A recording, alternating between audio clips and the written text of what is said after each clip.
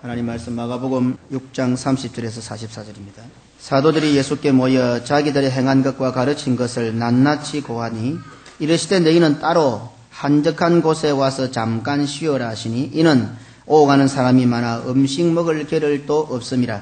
이에 배를 타고 따로 한적한 곳에 갈새 그 가는 것을 보고 많은 사람이 저희인 줄 안지라 모든 고을로부터 도보로 그곳에 달려와 저희보다 먼저 갔더라. 예수께서 나오사 큰 무리를 보시고 그 목자 없는 양 같음을 인하여 불쌍히 여기사 이에 여러 가지로 가르치시더라. 때가 저물어 가매 제자들이 예수께 나와 여짜오되 이곳은 빈들이요 때도 저물어 가니 무리를 보내어 두루 총과 마을로 가서 무엇을 사 먹게 하옵소서. 대답하여 가라사대 너희가 먹을 것을 주라 하시니 여짜오되 우리가 가서 200데나리온의 떡을 사다 먹이리까. 이르시되 너희에게 떡 몇 개나 있느냐 가서 보라 하시니 알아보고 가로되 떡 5개와 물고기 2마리가 있더이다 하거늘 제자들을 명하사 그 모든 사람으로 떼를 지어 푸른 잔디 위에 앉게 하시니 때로 혹 100씩 혹 50씩 앉을지라. 예수께서 떡 5개와 물고기 2마리를 가지사 하늘을 우러러 축사하시고 떡을 떼어 제자들에게 주어 사람들 앞에 놓게 하시고 또 물고기 2마리도 모든 사람에게 나누어 주심에 다 배불리 먹고 남은 떡 조각과 물고기를 12바구니에 차게 거두었으며 떡을 먹은 남자가 5,000명이었더라. 아멘. 찬양은 그야말로 하나님께 영광 돌려드리는 기도이기 때문에 오늘 설교 안 듣고 막 찬양만 몇 번 부르면 더 좋겠다 싶습니다. 오늘 하는 이 설교 본문을 제가 전에 몇 년 전에 우리 권기현 목사님이 한국에 있을 때에, 우리 교회 협동 목사가 있을 때에, 이걸 놓고 둘이서 상당히 오랜 시간 서로 의논하고 또 묵상했던 그런 말씀입니다. 그래서 아침에 이 프린트를 빼고 한 번 더 보면서 갑자기 생각이 나요. 갑자기 생각이 나서, 제가 교육자실에 전화를 해서, 신재영 전사 보고 지금 영국에 몇 시고? 이래 물어보니까, 한 오후 2시쯤 된 것 같습니다. 그래요.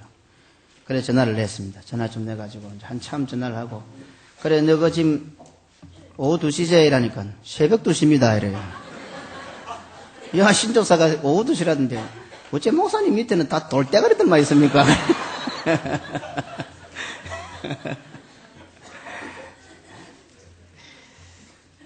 예, 한 10분 정도 또 전화하면서 오늘 나눌 말씀을 서로 하면서 서로 영국에서 한국에서 야, 자기도 한마디 하고 야, 맞다, 아멘이다.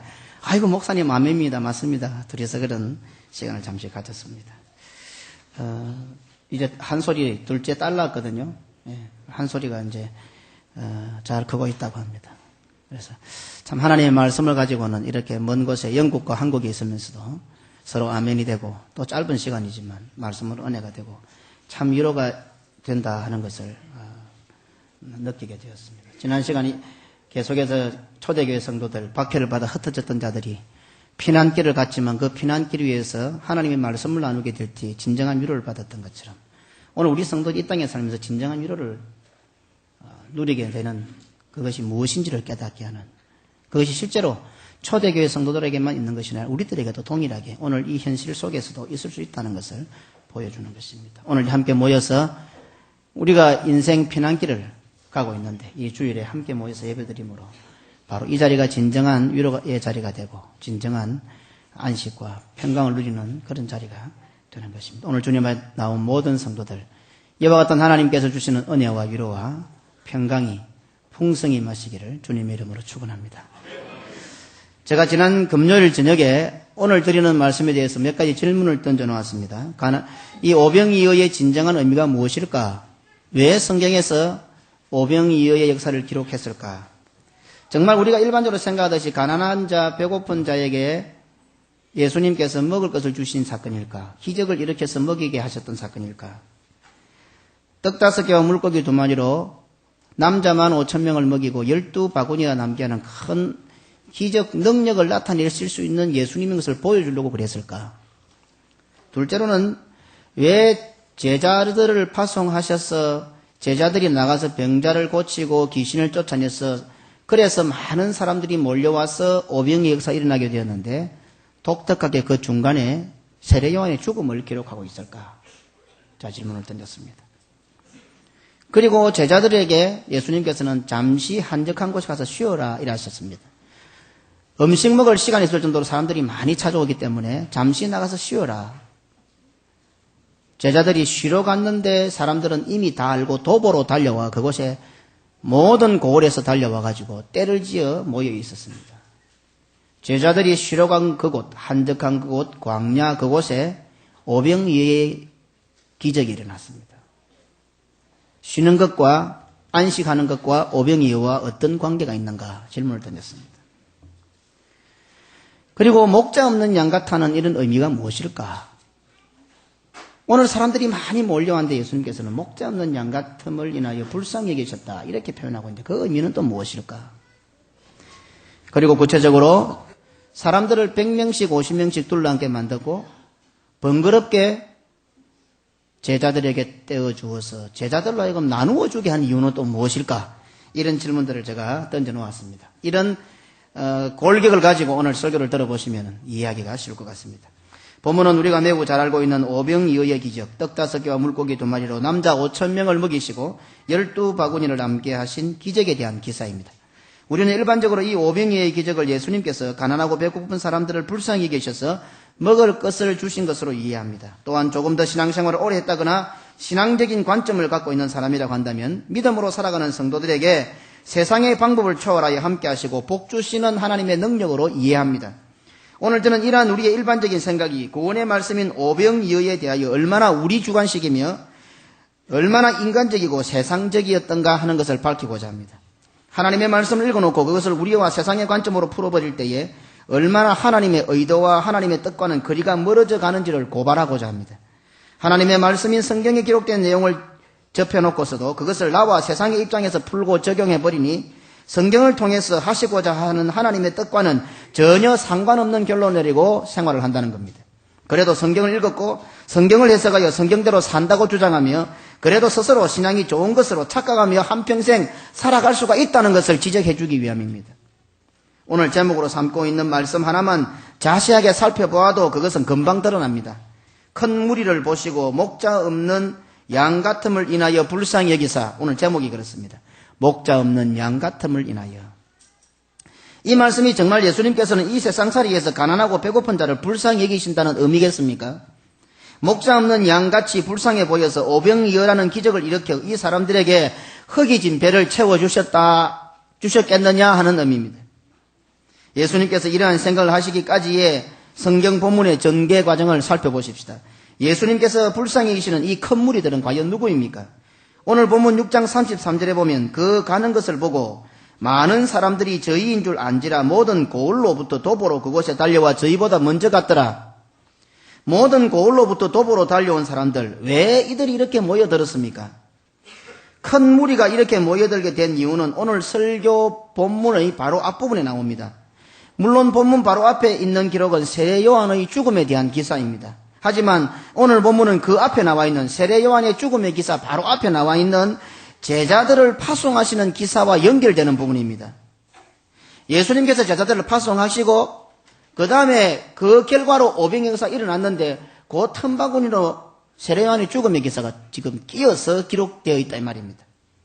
예수님께서 제자들을 파송하셔서 병자를 고치고 귀신을 쫓아내게 하셨고 그 결과 사람들이 제자들을 보고 몰려들게 되었고 그렇게 모여든 사람들을 보신 예수님께서는 그들을 향하여 목자 없는 양같이 보시고 불쌍히 계신 것입니다.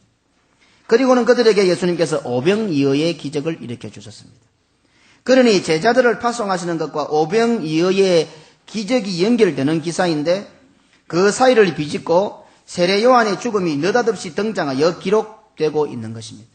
그렇다고 한다면 오늘 설교의 결론에 가서 이 세례 요한의 죽음에 관한 기록 역시 오병이어의 기적을 통해서 밝히고자 하는 뜻과 매우 밀접한 연관성이 있을 것이라는 사실도 우리는 쉽게 짐작할 수 있습니다. 예수님께서 제자들을 둘씩 파송하시면서 더러운 귀신을 제어하는 권세와 능력을 주셨습니다. 마가복음 6장 7절입니다. 같이 읽으십시다. 시작. 12 제자를 부르사 둘씩 보내시며 더러운 귀신을 제어하는 권세를 주시고. 누가복음 9장 1절로 2절입니다. 함께 읽으십시다. 예수께서 12 제자를 불러 모으사 모든 귀신을 제어하며 병을 고치는 능력과 권세를 주시고 하나님의 나라를 전파하며 앓는 자를 고치게 하려고 내어 보내시며. 마가복음 3장 14절로 15절입니다. 함께 읽겠습니다. 이에 12를 세우셨으니 이는 자기와 함께 있게 하시고 또 보내사 전도도 하며 귀신을 내어 쫓는 권세도 있게 하려 하심이르라.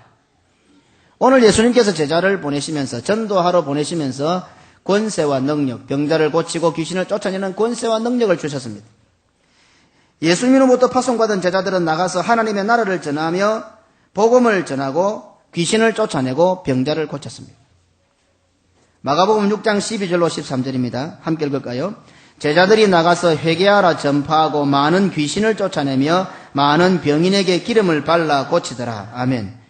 누가복음 9장 6절입니다. 같이 읽으십시다. 제자들이 나가 각 촌에 두루 행하여 처처에 복음을 전하며 병을 고치더라. 아멘.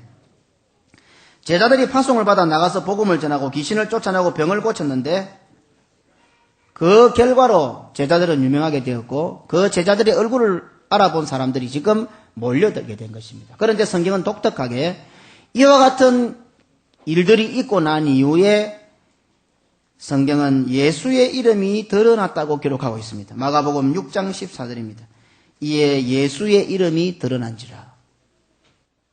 분명히 예수님께서 제자들에게 권세와 능력을 주시고 제자들 나가서 복음을 전하고 하늘나라를 전파하고 그리고 귀신을 쫓아내고 병자를 고쳤는데 그 결과 예수의 이름이 드러난지라.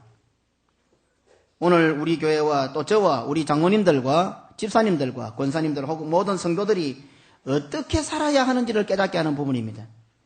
우리 각자의 인생을 열심히 사는 결과로 예수의 이름이 드러나야 하는 것입니다.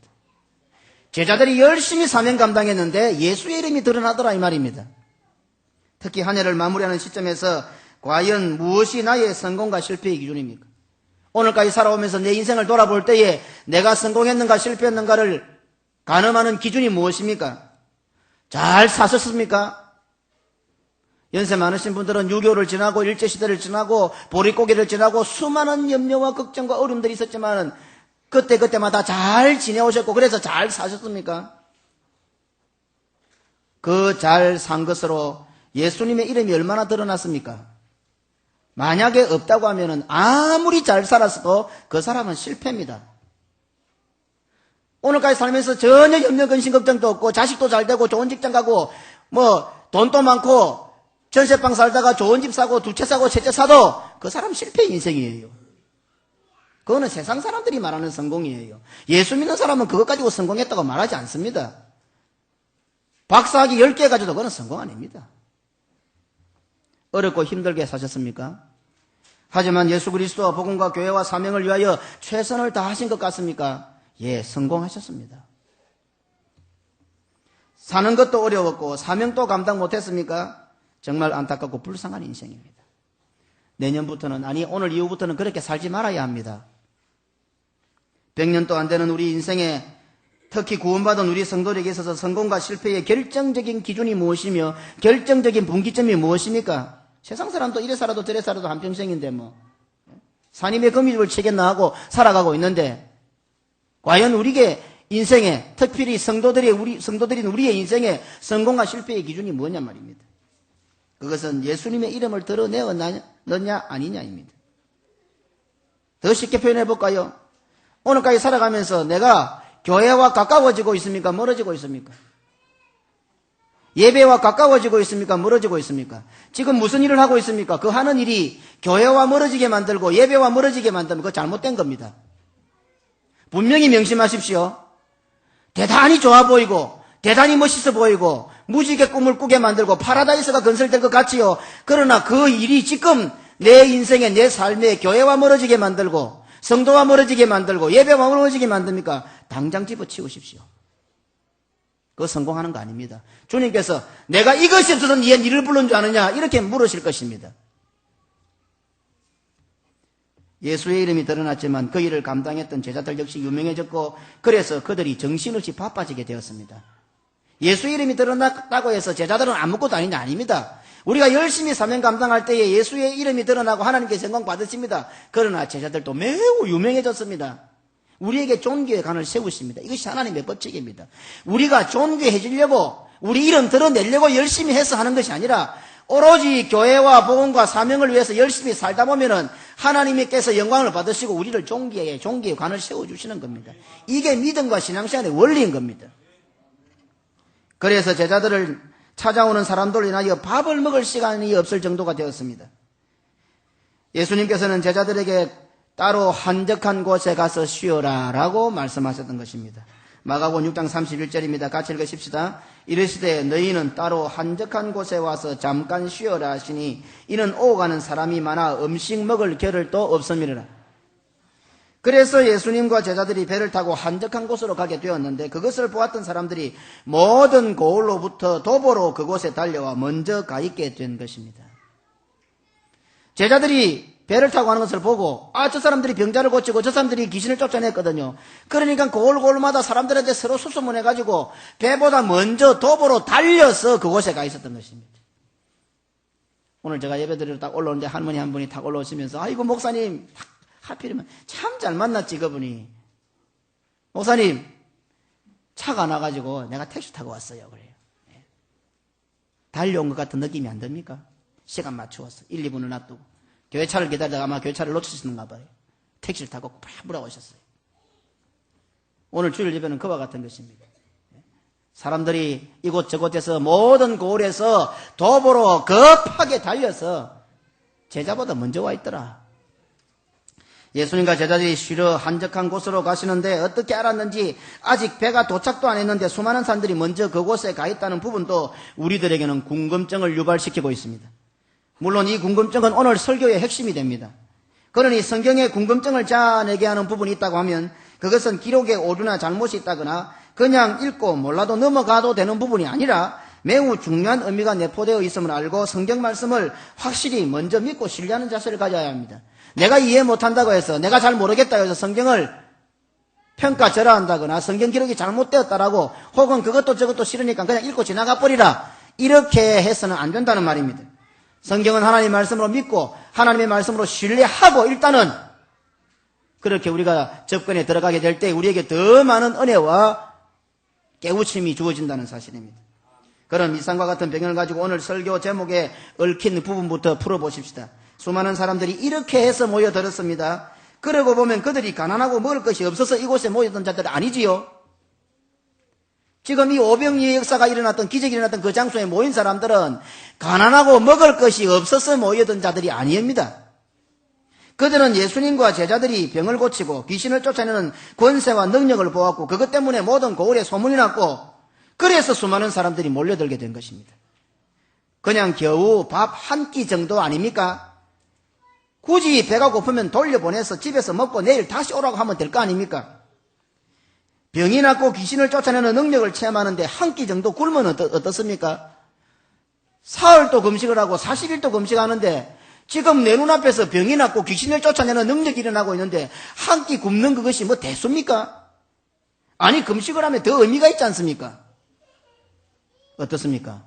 목자 없는 양 같음을 인하여 불쌍히 여기사 그들이 한 끼 배 밥 못 먹다고 배고프다고 그거 불쌍히 여겨가고 예수님께서 기적을 일으켜가지고 먹이셨겠고 배부르게 하셨겠느냐 이 말입니다. 본문으로 돌아가 보십시다. 제자들의 복음 전파는 수많은 백성들의 관심을 끌기에 충분했습니다. 그래서 제자들이 음식을 먹을 시간도 없을 정도로 오가는 사람들이 많았습니다. 예수님께서는 제자들에게 따로 한적한 곳에 와서 잠깐 쉬어라고 하셨습니다. 그런데 그 한적한 곳, 제자들이 쉬러 간 그곳에 이미 많은 사람들이 와 있었습니다.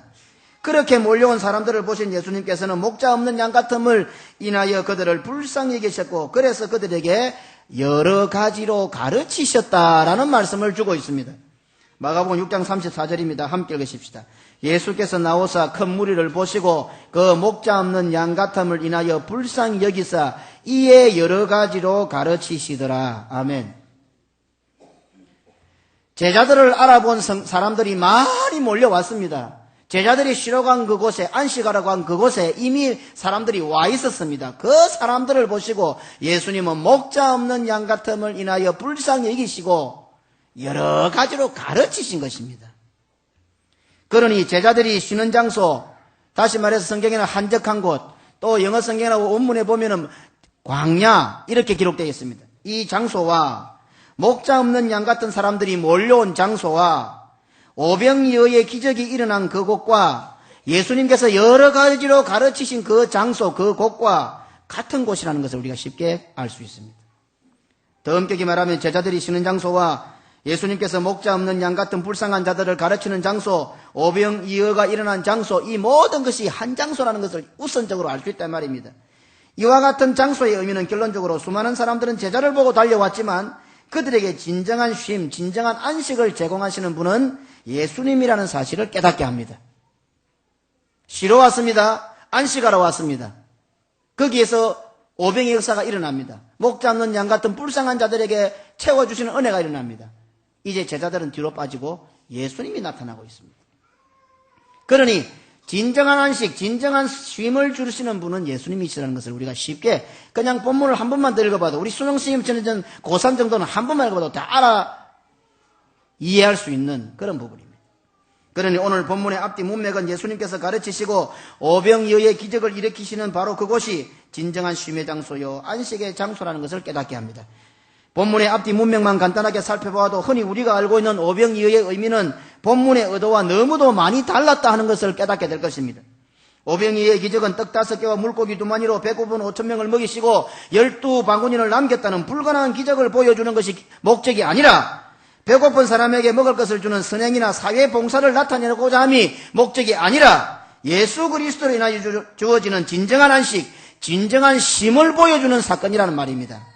다시 말해서 제자들도 있고 떡 5개와 물고기 2마리도 있고 수많은 사람들도 있고 그 모든 것이 다 함께 있는 장소라고 할지라도 만약에 예수 그리스도가 계시지 않는다고 하면은 그곳엔 오병이어도 일어나지 않을 것이며 진정한 쉼이나 진정한 안식도 없을 것이기 때문입니다. 그러니 예수 그리스도께서 함께 하시는 장소, 예수 그리스도께서 임재하시는 장소, 바로 그 장소가 오병이어의 기적이 일어나는 장소요 진정한 쉼, 진정한 안식의 장소가 된다는 말입니다. 다른 것이 다 갖추어졌기 때문에 오병이어가 일어난 것이 아니라 예수님이 계시는 그 장소는 오병이어가 일어나는 장소가 된단 말입니다. 진정한 쉼이 있고 진정한 안식이 있다는 겁니다. 오늘 이것을 보여주기 위해서 이 오병이어 역사가 기록되고 있는 것입니다. 그렇다고 한다면 목자 없는 양 같은 큰 무리를 불쌍히 여기시는 예수님의 모습에서 그것에 대한 해답의 실마리를 얻을 수가 있습니다. 목자와 양의 관계에 대해서는 굳이 설명하지 않아도 우리는 매우 잘 알고 있는 부분입니다. 양들에게 목자가 없으면 어떻게 되겠습니까? 또한 오늘 우리 모두가 양이라고 할 때 진정한 위로와 진정한 안식을 줄 수 있는 목자가 누구겠습니까? 말을 하지 않아도 다 알 것입니다. 성경 속에는 목자와 양에 대한 말씀이 매우 많습니다. 그 가운데 오늘 본문이 실마리로 제공하고 있는 목자 없는 양과 관련된 본문을 찾아서 진정한 쉼, 진정한 위로, 진정한 안식을 주는 목자의 의미를 살펴보십시다. 민수기 27장 17절입니다. 같이 읽으십시다. 그로 그들 앞에 출입하며 그들을 인도하여 출입하게 하사 여호와의 회중으로 목자 없는 양과 같이 되지 않게 하옵소서. 아멘. 이 말씀은 모세의 후계자로 여호수아를 임명하는 부분에 나오는 말씀입니다. 모세는 자기가 광야에서 죽은 후에 백성들이 목자 없는 양이 되지 않도록 강구하고 있으며 그 목자의 자리에 자신의 후계자인 여호수아를 하나님 앞에 천거하고 있습니다. 여호수아를 후계자로 세우면서 하나님 앞에 백성들의 목자로 천거하고 있는 그런 부분입니다. 하나님께서 여호수아를 목자로 정하셨으면 매우 의미심장합니다. 구약적인 표현으로 여호수아지만 신약적으로 표기는 예수입니다. 또한 에스겔서 34장은 목자와 양의 관계를 극렬하게 묘사하고 있습니다. 그래서 에스겔서 34장은 목자장이라고도 말할 수 있습니다. 에스겔 34장 5절을 보십시다. 함께 읽겠습니다. 목자가 없으므로 그것들이 흩어지며 흩어져서 모든 들짐승의 밥이 되었도다. 아멘. 목자가 없는 양들에게는 진정한 안식이 있을 수가 없습니다. 목자가 없으니 양들은 흩어지고 흩어졌다고 했습니다. 그래서 하나님께서는 지금 목자가 없으나 내 종 다윗이라는 충성스러운 목자를 너희들에게 주겠다고 약속하십니다. 에스겔 34장 23절입니다. 함께 읽으십시다. 내가 한 목자를 그들의 위에 세워 먹이게 하리니 그는 내 종 다윗이라. 그가 그들을 먹이고 그들의 목자가 될지라. 목자가 오면 흩어졌던 양들이 들짐승의 밥이 되던 양들이 빈들에서 평안히 거하게 될 것이며 수풀에서도 걱정 없이 잠을 자게 될 것이라는 평강의 언약을 주십니다.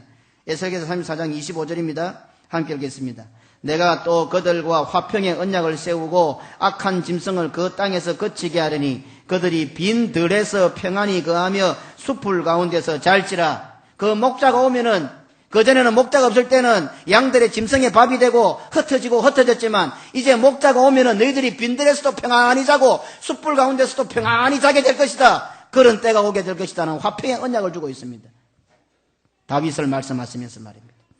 가나안을 정복하는 여호수아, 하나님의 나라를 상징하는 이스라엘을 세운 다윗 왕, 이들은 한결같이 성경 속에서 장차 진정한 목자 대신, 즉 메시아 대신 예수 그리스도를 극명하게 보여주는 인물들입니다. 그러니 목자 없는 양같이 불쌍히 기사라는 말씀은 진정한 안식, 즉 구원과 관계되는 메시아와 직접적으로 연결되는 말씀입니다. 목자 없는 양 같음을 인하여 불쌍히 계셨다. 저들이 배가 고프고 가난하고 그래서 불쌍하다가 아니고, 이 말씀은 곧 예수 그리스도의 메시아 구원 사역과 연결되는 말씀이란 말입니다. 그러므로 이 말씀의 결론은 예수 그리스도께서 진정한 목자가 되시며 진정한 안식, 진정한 쉼을 제공해 주시는 메시아라는 뜻이 됩니다. 그러니 목자 없는 양같이 불쌍히 기사하는 의미는 오늘 인생의 진정한 쉼과 안식은 이 세상살이의 배고픔 정도를 해결해 주는 것이 아니라, 이 세상에 살다 보니 가난하고 힘들어서 그것 정도 해결해 주는 것이 아니라 죄와 사망과 지옥의 문제를 해결해 주는 것이요 구원에 이르게 하는 것임을 명확하게 가르쳐주고 있습니다. 그러니 오병이의 기적은요, 세상에서 기적받아서 그냥 로또 당첨되어서 잘 사는 문제가 아니고 구원받는 구원의 도리를 가르쳐주는 기적이란 말입니다. 예수께서 모여온 수많은 사람들을 목자 없는 양같이 불쌍히 여기사 여러 가지로 가르치고 친히 가르치시고 오병이의 기적을 일으키신 것은 예수님 자신이 죄와 사망과 지옥에서 구원해 주실 구원자, 즉 메시아가 된다 하는 것을 밝히는 말씀입니다. 죄와 사망과 지옥의 권세하에 놓여있던 우리들에게 진정한 안식, 즉 구원을 주시는 진정한 목자는 예수 그리스도다라는 것을 밝히는 말씀이 바로 이 본문의 말씀입니다. 제자들의 파송사건과 오병이의 사건 사이에 생뚱맞게 틈을 비집고 기록되고 있는 세례 요한의 죽음에 대한 기사가 그것을 입증하는 실예가 되고 있습니다. 예수님께서는 목자 없는 양 같은 수많은 사람들을 불쌍히 여기시어 하늘나라, 복음과 구원에 대하여 전보다 더 많은 것을 여러 가지로 가르쳐 주셨습니다. 마가복음 6장 34절입니다. 예수께서 나와서 큰 무리를 보시고 그 목자 없는 양 같음을 인하여 불쌍히 여기사 이에 여러 가지로 가르치시더라. 그리고는 그것에 대한 하나의 실예로, 증거로 이 세상에서 맛볼 수 없는 식탁을 그들에게 제공해 주십니다. 예수님께서 여러 가지로 가르치시는 그 한 예로 지금 세상에서 만들 수 없는, 세상에서는 불가능한 식탁을 장만하시는 겁니다. 마가복음 6장 41절입니다. 함께 읽겠습니다. 예수께서 떡 5개와 물고기 2마리를 가지사 하늘을 우러러 축사하시고 떡을 떼어 제자들에게 주어 사람들 앞에 놓게 하시고 또 물고기 2마리도 모든 사람에게 나누어 주시매. 이러한 장면은 구약에서도 쉽게 발견할 수가 있습니다. 출애굽한 이스라엘 백성들이 먹을 것과 마실 것이 없어 원망하자 하나님께서는 모세를 통하여 만나와 메추라기를 하늘에서 내려워 주셨습니다. 그리고 만나를 주신 분명한 뜻까지도 가르쳐 주셨습니다. 하늘에서 만나가 내려진 것, 그 기적 자체가 목적이 아니라 하나님께서 그렇게 하신 이유가 만나의 목적이 된 것입니다. 신명기 8장 3절입니다. 함께 읽으십시다. 너를 낮추시며 너로 줄이게 하시며 또 너도 알지 못하며 내 열조도 알지 못하던 만나를 내게 먹이신 것은 사람이 떡으로만 사는 것이 아니요 여호와의 입에서 나오는 모든 말씀으로 사는 줄을 너로 알게 하려 하심이니라. 만나의 기적이 일어났습니다. 하늘에서 만나가 떨어집니다. 하늘에서 고기가 떨어집니다. 메추라기가 떨어집니다. 이 기적을 보여주시고자 하는 것이 목적이 아니라 이것을 주는 목적은 오늘 이렇게 성경에 기록된 것처럼 떡으로만 사는 것이 아니요 여호와의 입에서 나오는 모든 말씀으로 사는 줄을 알게 하기 위함이다. 이것으로 끝입니까? 아닙니다. 신명기 8장 16절을 보십시다. 함께 읽겠습니다. 내 열조도 알지 못하던 만나를 광야에게 내게 먹이셨나니 이는 다 너를 낮추시며 너를 시험하사 마침내 내게 복을 주려 하심이었느니라. 사람이 떡으로만 사는 것이 아니라 하나님의 말씀으로 사는 것을 깨닫게 하실 뿐과 동시에 그것으로 끝나는 것이 아니라 마침내 내게 복을 주기 위해서 그렇다. 그러면 그 복이 과연 뭘까요? 이미 만나와 메추라기 먹고 있는데 그 복이 세상의 복이겠습니까? 이미 만나 메추라기 먹고 있잖아요. 기적같이 먹고 있는데 또 무슨 복을 바란다는 겁니까? 그러니까 그 복은 우리가 생각하는 복하고 다르단 말입니다. 사람이 떡으로만 사는 것이 아니라 하나님의 말씀으로 사는 것임을 가르쳐주고 그러한 삶을 통하여 마침내 복을 주시고자 하는 것이 만나의 진정한 의미였습니다. 마침내 복, 이것이 과연 무엇일까요? 예수님께서 떡 5개와 물고기 2마리를 가지사 하늘을 우러러 축사하시고 기적을 베푸신 것 역시 단순히 가난하고 배고픈 사람들을 사랑하시고 그들의 배를 채워주시기 위함이 아닙니다. 단순히 배고파하는 사람들의 한 끼 식사 때문에 이렇게 놀라운 기적을 베풀어 주셨습니까? 세상 말로 이렇게 난리를 떨어야 됩니까? 호부 한 끼 배를 채우는 건데 말입니다. 오병이어 불가능한 놀라운 기적, 그것 자체가 목적이 아니라는 것을 분명히 알아야 합니다. 사람이 떡으로만 사는 것이 아니라 하나님의 말씀으로 사는 것을 가르쳐 주시는 것이 오병이어의 진정한 목적입니다. 한 걸음 더 나아가 그것을 통하여 마침내 복, 다시 말해서 구원의 복을 주시게 된다는 사실이 오병이어 기적의 진정한 목적이 되는 것입니다. 모세 시대에는 광야에서 만나와 메추라기가 주어졌습니다. 하지만 그 기적을 불러오고 있는 모세도 불완전함을 보여주고 있습니다. 민수기 11장 13절로 14절에 이 모든 백성에게 줄 고기를 내가 어디서 얻으리이까? 그들이 나를 향하여 울며 가로되 우리에게 고기를 주어 먹게 하라 하온즉 책임이 심히 중하여 나 혼자는 이 모든 백성을 질 수 없나이다. 민수기 11장 22절에 그들을 위하여 양떼와 소떼를 잡은들 조카오며 바다의 모든 고기를 모은들 조카오리까? 모세도 불완전했습니다. 그런데 이 사람과 모세와 똑 닮은 사람이 또 있습니다. 누굽니까? 마가복음 6장 35절로 37절입니다. 같이 읽어볼까요? 때가 저물어 가매 제자들이 예수께 나와 여짜오되 이곳은 빈들이요 때도 저물어 가니 무리를 보내어 두루 촌과 마을로 가서 무엇을 사 먹게 하옵소서. 대답하여 가라사대 너희가 먹을 것을 주라 하시니 여짜오되 우리가 가서 200데나리온의 뜻을 사다 먹이리까? 모세하고 똑같이요 하는 말이 오늘 이러한 모습이 우리의 모습이라는 겁니다. 홍해를 가르치고 여호와의 불기둥과 구름기둥이 인도하고 있는데도 모세조차도 소를 잡고 바다에 물고기를 다 건져와도 이것을 먹이겠습니까?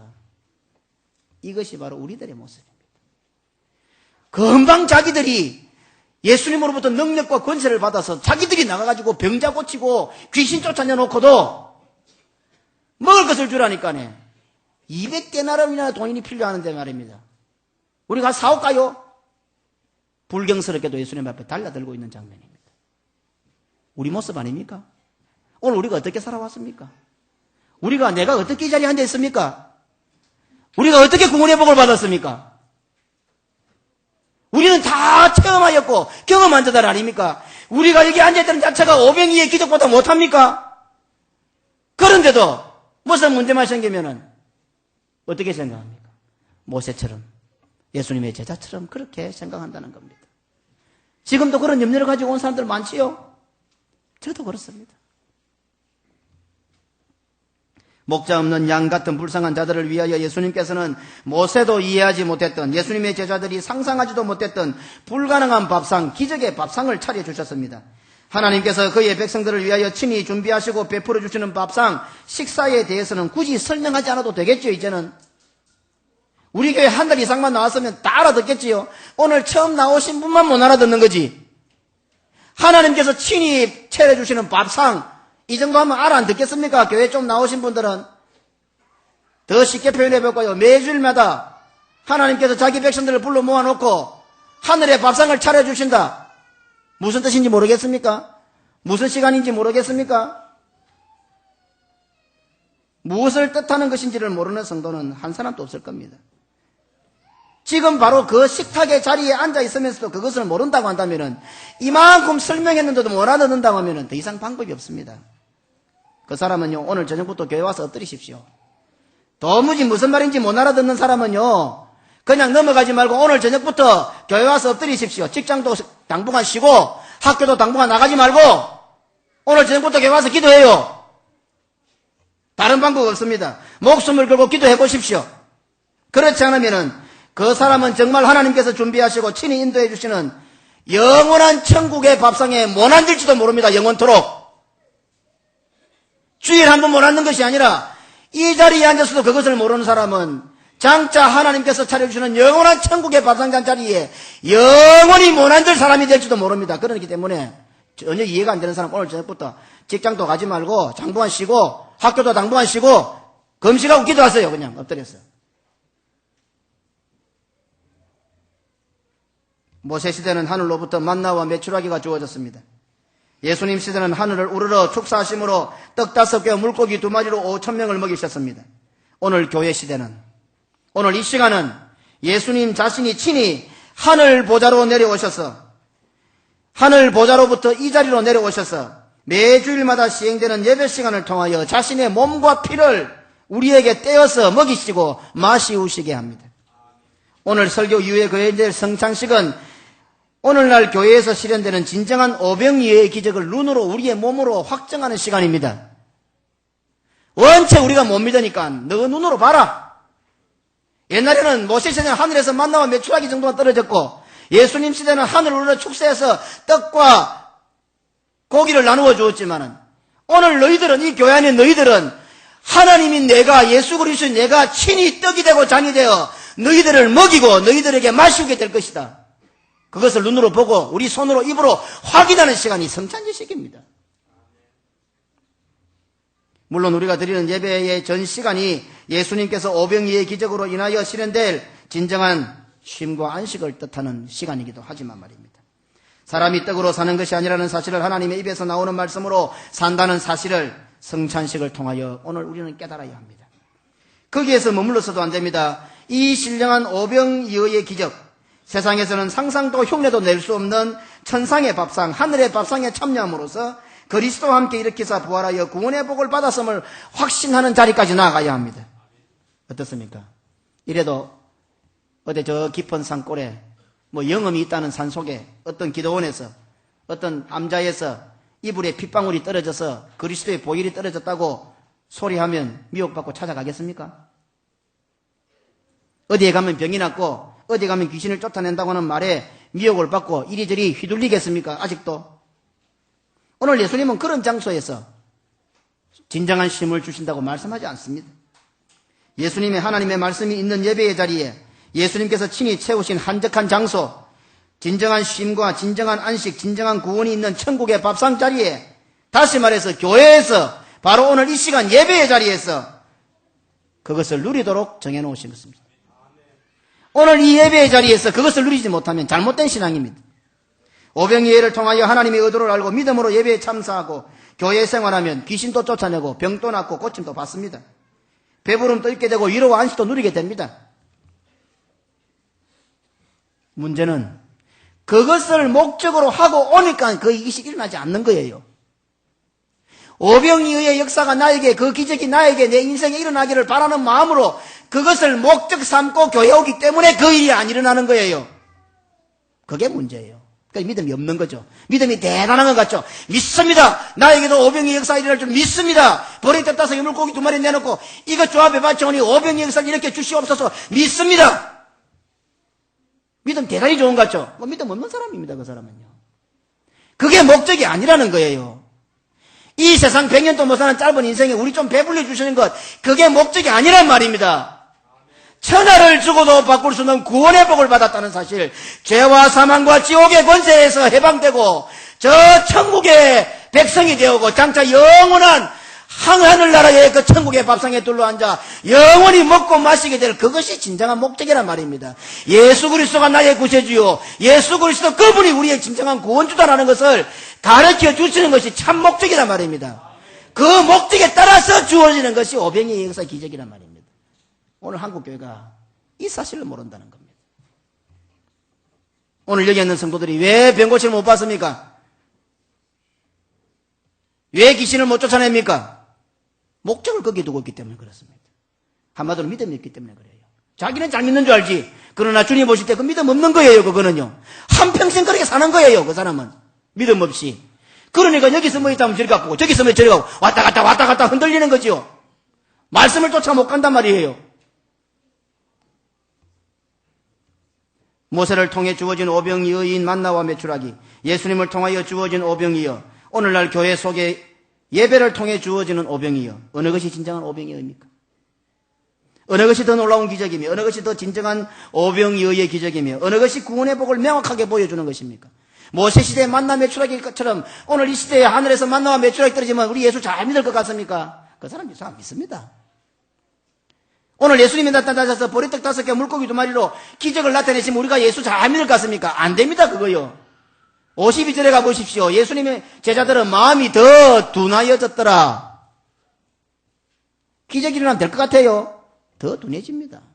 우리 기적마다 안 봤습니까? 여기 예수 믿는 사람들 치고 자기 인생살이에 하나님께서 함께 하신 기적 맛보지 못한 사람 한 사람은 있습니까? 그게 뭐 우리 신앙을 버티게 해줄까, 그게요. 어느 것이 구원의 복을 명확하게 보여줍니까? 오늘 이 시대 예수님이 자신의 몸으로 친히 세우신 교회에서 시행되는 이 예배의 시간, 이 예배의 시간이야말로 하나님께서 하늘 문을 여시고 하늘의 보고를 여셔서 이곳에 각종 좋은 것으로 채워주시고 성찬식을 거행함으로써 친히 자신의 몸과 피를 우리에게 떼어주고 마시게 하는, 그래서 구원을 확정하게 하는 어느 것이 진정한 오병이어의 기적입니까? 우리는 매주일마다 하나님께서 하늘 문을 여시고 친히 차려놓으신 천국의 밥상에 둘러앉아 오병이어의 기적을 베풀어 주시는 현장에 참여하고 있습니다. 바로 이 자리가 그 어느 시대도 누리지 못하는 진정한 오병이어의 기적이 일어나는 자리예요. 그게 바로 주일입니다. 그게 바로 성찬 예식입니다. 이래도 주일날이 미칠 것 같은 날이고 죽일 것 같은 날입니까? 우리가 말씀을 잘못 알아왔기 때문에 주일을 죽일 날로 알아왔던 것입니다. 마치 예수님께서 십자가를 지시고 언덕에 올라가시고 친히 못 박히시고 죽으시고 피 한 방울 물 한 방울 다 쏟으시는 것처럼 오늘 우리가 주일날 교회 와서 새벽부터 찬양대하고 교사하고 전도하고 식당 봉사 차량 봉사 여러 가지 몸이 지칠 정도로 주의 일들을 감당합니다. 피곤합니다. 그러면 교육자들도 월요일날 거의만 녹다운이 되어버립니다. 그런 것을 통해서 우리들에게는 진정한 구원의 은총과 진정한 쉼, 위로, 안식을 우리의 몸으로 흔적에 남겨놓으시는 겁니다. 원체 둔하니까 말입니다. 진정한 오병이어가 교회를 통해 예배를 통하여 주어진다는 사실을 오늘 본문 속에서 한 번 더 살펴보십시다. 수많은 사람들이 모여왔습니다. 그냥 앉혀놓기도 힘듭니다. 남자만 5,000명입니다. 일반적으로 성경학자들은 한 3만 명 정도로 추산합니다. 3만 명 정도가 몇 명인 줄 아시겠습니까? 이 개금 땅에 3만 명 모을 때가 있습니까? 지금 예수님과 제자들 앞에 3만 명 정도가 운집해 있습니다. 오늘 성경에는 뭐라 했습니까? 그 사람들을 100명씩 50명씩 둘러앉게 만들었습니다. 마가복음 6장 39절로 40절입니다. 같이 읽으십시다. 제자들을 명하사 그 모든 사람으로 때를 지어 푸른 잔디 위에 앉게 하시니 때로 혹 100씩 혹 50씩 앉은즉 100명씩만 앉았다 하십시다. 3만 명 같으면 300군데가 둘러앉아야 됩니다. 오늘 우리 한 400명 정도 모이면 어떻습니까? 100명씩 둘러앉으면 네 무리로 둘러앉았는데 우리가 또 100명씩 둘러앉을 자리가 어디 있습니까 이게? 100명씩 지금 300무리가 둘러앉아요. 100명씩 삥 둘러앉으면 얼굴이나 보이겠습니까? 100명씩 둘러앉으면. 한 10대명씩 둘러앉아야 딱 둘러앉은 게 딱 보이지. 50명씩 둘러앉으려면 어디 있습니까? 600무리가 둘러앉아야 됩니다. 3만 명 그냥 앉혀놓는 것도 힘든데 왜 예수님께서는 번잡스럽게 이게 순식간에 됐겠습니까? 100명씩 50명이 둘러앉으라 하면 그게 순식간에 막 3만 명이 획 둘러앉습니까? 그게 참 지루하게 시간이 걸렸을 겁니다. 안 그래요? 교회가 하나 씌워지려면 힘들죠. 쉽습니까? 그냥 하늘 우러러 축사하시고 하늘에서 떡과 고기가 쏟아진다면 더 극적이고 멋있지 않습니까? 예수님께서 보리떡 5개 물고기 2마리를 탁 들고 하늘로 축사했는데 하늘에서 갑자기 막 떡이 우르르 쏟아지고 고기가 막 떨어져 보십시오. 그게 진짜 멋이지. 그게 기적 아닙니까? 도대체 간식에 지나지 않는 그 조그만한 양, 음식의 양을 12명의 제자들에게 어떻게 나누어 주시는지도 잘 모르겠고 또 그것을 제자들에게 주어 수많은 사람들에게 직접 나누어 주시게 한 이유가 과연 무엇일까요? 마가복음 6장 41절입니다. 함께 읽으십시다. 예수께서 떡 5개와 물고기 2마리를 가지사 하늘을 우러러 축사하시고 떡을 떼어 제자들에게 주어 사람들 앞에 놓게 하시고 또 물고기 2마리도 모든 사람에게 나누어 주시매. 지금 보리떡 5개 물고기 2마리입니다. 그것을 12제자에게 주님께 떼어 주셨습니다. 그리고 제자들이 받아서 그걸 갖다가 이 3만 명 되는 사람들한테 떼어 주어야 합니다. 한 300무리, 한 500무리가 되는데 12명이 일일이 찾아가서 다 떼주려고 한번 생각해 보십시오. 거의 금방 5,000명이 먹고 12명이 남았다. 이런 게 아니란 말입니다. 그 상황을 한번 보십시오. 일일이 제자들이 가서 다 떼어줘야 됩니다. 얼마나 어렵고 혼돈스럽습니까? 왜 예수님께서는 이와 같은 방법을 사용하셨겠습니까? 이것이 무슨 뜻입니까 도대체? 기적을 일으키시려면 멋있게 일으킬 수 있잖아요. 하늘에서 고기가 팍 떨어지고 하늘에서 떡이 확 떨어지면 멋있잖아요. 그런데 왜 예수님께서는 이렇게 복잡하고 어려운 과정을 가지게 하셨습니까? 50명씩 100명씩 앉게 하시고 친히 제자들에게 가서 떼어주도록 만드셨습니까? 어떻습니까? 쉽지요? 너무 안 쉽습니까? 오늘 지금 우리가 교회로 모여 예배드리는 모습을 그대로 지금 보여주고 있는 것 같지 않습니까? 예수님께서 제자들에게 떼어주시고 제자들은 그것을 받아서 사람들에게 나누어 주는 모습이 이 예배의 현장임을 이 예배의 시간에서 우리가 확인할 수 있지 않습니까? 오늘 하나님께서 목회자에게 말씀을 주시고 말씀을 가지고 오늘 이렇게 앉아있는 성도들에게 떼어주고 있는 것입니다. 그래 저는 이 성찬식 할 때 꼭 하고 싶은 게 이 떡을 탁 이래 자르지 말고 한가 해가지고 이 목사가 하나씩 떼가 입에 넣어주는 거라. 이게 참 좋아요. 근데 이 캐톨릭에서 그걸 하고 있잖아. 이게 전통이 있으니까 가져가 버려서 그거 하면 또 캐톨릭 같아서 한 그런데 물론 상징적인 의미가 있지만은 그거 참 의미가 있습니다. 성찬을 그거 참 그래 한번 해보고 싶은데 아마 제가 그랬다가는 대부분이 이단으로 몰릴 것 같아서 뭐 그래는 못한 것 같고. 오늘 예수님께서 50명씩 100명씩 둘러앉게 만들고 제자를 통해서 일일이 떼어주게 한 것은 오늘 우리의 교회의 모습을 보여주는 것이 명확합니다. 이제 예수님께서 제자들을 파송하시고 그 결과로 이어지는 오병이어의 사건 중간에 생뚱맞게 불쑥 자리를 차지하고 있는 세례 요한의 죽음에 대해서 살펴볼 차례가 되었습니다. 이거는 다음 시간에 말씀드리겠습니다. 집에 가셔서 본문을 한번 읽어보시고 과연 왜 여기서 이것이 기록되어 있을까 한번 연구를 해보시기 바랍니다. 진정한 오병이어의 기적은 무엇입니까? 혹시 우리 가운데 예수님께서 지금 오셔서 보리떡 5개와 물고기 2마리로 나에게 오병이어의 기적을 일으켜주시면 나는 신앙생활 잘하겠다. 목숨 걸고 믿음의 생활하겠다. 교회 잘 다니겠다.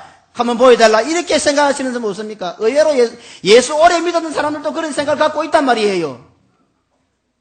얼마나 잘못된 믿음입니까? 진정한 오병이어의 시간이 언제입니까? 예배 시간입니다. 진정한 오병이어의 기적이 일어나는 곳이 어디입니까? 교회입니다. 이러한 믿음을 가지고 교회 나와서 믿음으로 주님 앞에 엎드리면은 병도 낫고 배고픈 허기도 채워지고 구원의 은총도 누리게 되는데 오늘 우리는 믿음을 가지지 않고 세상적인 기준과 세상적인 욕구를 가지고 주님 앞에 나오고 마치 믿음 좋은 것처럼 내어놓으니까 역사가 일어나지 않는 것입니다. 오늘 우리가 이 믿음을 가지고 주님 앞에 나오고 천하를 주고도 바꿀 수 없는 구원의 은총, 진정한 오병이어의 역사를 우리가 주일마다 예배 시간마다 체험한다는 확신을 가지고 믿음으로 나아오게 될 때에 떡 5개와 물고기 2마리로 남자만 5,000명이 먹고도 남음이 있는 12바구니 이것도 결국 알고 보면 사실은 궁극적으로 구원의 역사죠. 예수님께 택하신 백성 12지파들을 다 불러 모으는 은혜니까요. 이와 같은 은혜들을 우리가 누리게 되는 것입니다. 우리 시간마다 이제 주일날 올 때에 주일 교회 와서 살아나는 역사가 일어나야 됩니다. 죄와 사망과 지옥의 권세를 정복하고 부활의 능력을 체험하는 날이 바로 주일입니다. 이 예배의 시간입니다. 그래서 정말 세상에 찌들리고 힘들고 복음 전하다 나가서 지치고 피곤하고 물론 귀신을 쫓아내고 병자를 고치고 여러 가지 사명 감당하지만은 육신을 입은 인간들이기 때문에 피곤하고 지치지 않습니까? 그래서 예수님이 보실 때 쉬어야 될 필요성을 느낀 것입니다. 주일은 우리 모두가 영적으로 쉬러 오는 날입니다. 여기에서 진정한 만족과 위로와 평강을 누리기 위해서 오는 날입니다. 주님께서 그것을 위해서 500년 역사의 기적을 일으키시는 것입니다. 우리는 그 현장에 들어와 있습니다. 오늘 천하를 주고도 바꿀 수 있는 구원의 복을 받았다는 이 사실을 확신하고 오늘도 하나님께서 베풀어진 천국의 밥상에 나차려진 우리 주님의 그 몸과 피를 접하고 그래서 여호와의 입에서 나오는 말씀으로 살아가는 자임을 깨닫고 오늘 주님 주시는 생수로 이 살아가는 인생살이의 모든 갈증들을 해결하고 구원의 사명들을 감당하는 복된 성도들이 다 되시기를 주님의 이름으로 축원합니다. 우리 주 예수 그리스도의 은혜와 아버지 하나님의 무한하신 사랑과 성령의 교통위로 축복 인도하심이 우리 주님께서 제정하신 교회 속의 예배를 통하여 제정하신 오병이어에 참여하여 구원받았음을 확신하고 하늘 백성으로 살고자 다짐하는 우리 모든 성도들 머리 위에 영원토록 함께 있을지어다. 아멘.